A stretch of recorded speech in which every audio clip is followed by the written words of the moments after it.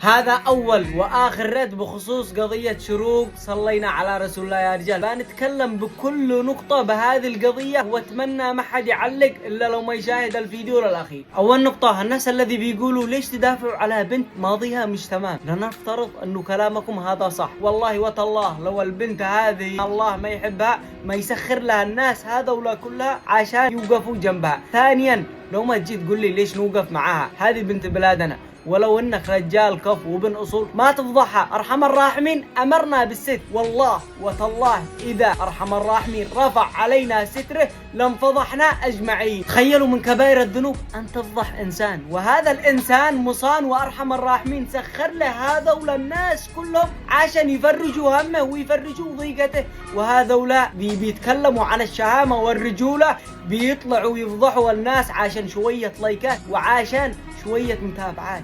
أين الرجولة في الموضوع؟ فرسالة لكل شخص وقف مع هذه البنت، لا يدخلوا في قلوبكم الشك إن أنتوا فعلتوا شيء غلط. لا ورب الكعبة إن أنتوا ناس ما تقدروا بثمن، وإنه أرحم الراحمين بيعوضكم بعوض، وبتشوفوا بالأيام الجاية عوض الله عليكم. وبالأخير، من تتبع عورة مسلم تتبع الله عورته، ومن تتبع الله عورته فضحوا ولو في جوف بيته. هذا كلام رسول الله صلوات الله عليه. لا ترمي الناس بالحجارة وبيتكم من زجاج، كل واحد يسند الثاني، لا تخلوا كم من ما يسوى يضحك علينا. ونسأل من الله الهداية ويهدي الشعب هذا.